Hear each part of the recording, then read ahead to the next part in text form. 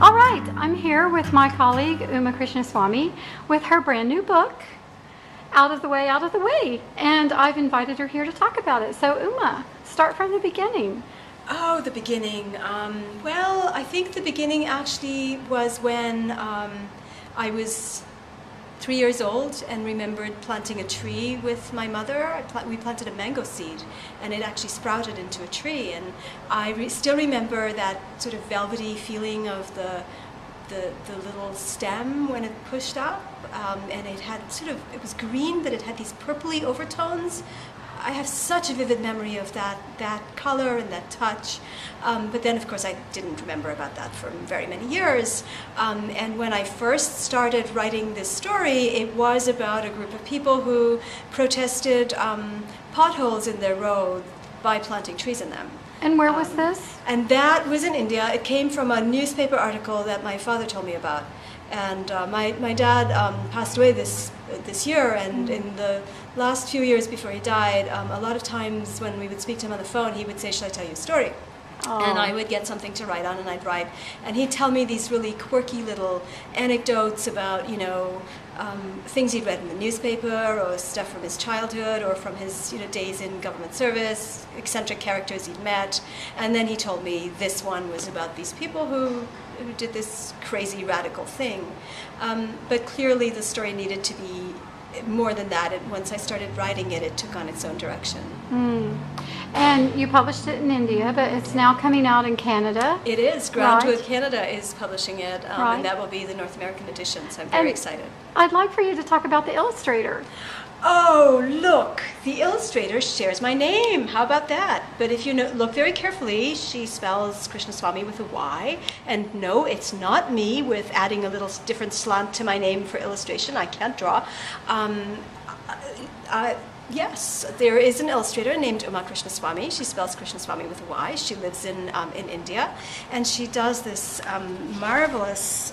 She's done this marvelous art for this book.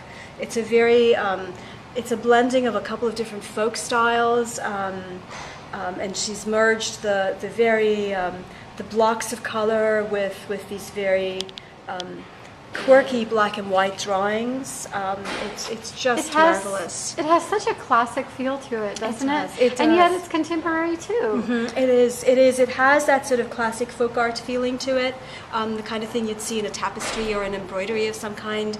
And yet here are people on bikes and scooters, and as the road goes through the village and broadens, you see the huts turning into houses, turning into skyscrapers, and the street lights come along, and the whole place is changing, and yet you can see the tree remains central to the place. What I love about this book is the passage of time, and yet there's a consistency to it. There's something that stays true despite the passage of time throughout the book. Right.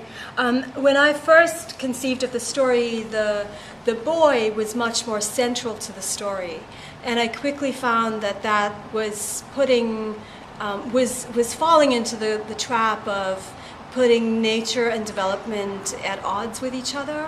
And you can really write yourself into corners with such things, and pretty soon people were showing up to cut down this tree, and it was starting to read like some kind of manifesto. Oh gosh. And I knew that's what I didn't want to write, but I didn't quite know what to do with it. I think I kept trying to make it a character-driven kind of book where things happened, and there was a clear plot line with events guiding the plot line. And so when I sent it to Tulika Press in India, I said to Radhika Menon, the publisher, there is this story. I have a really strong feeling about why I want to write this story, but I know it's not there yet. And when Sandhya Rao, the illustrator, the editor at Tulika, took a look at it, she had some really interesting questions. She said, "What if the boy weren't what if it weren't either or?" She said, "What if it were both, the tree and the road?" And I knew immediately that what I needed to do was take the boy out of the center of the story and place him on the edge as a witness. And it's almost as if time itself is the main character in many ways, Yes, isn't it? And that's really central to a lot of folk tales, I think. Yeah. And it seems like you've really captured that in this book. Thank you, Kathy. It's been a delight. Well, thank you, Uma. And so we'll all be on the lookout for Out of the Way, Out of the Way. And it's a wonderful book to read, a wonderful book to look at. And so here you go, sports fans. Out of the Way, by the wonderful Uma Krishnaswami. Thank you, Uma. Thanks, Kathy.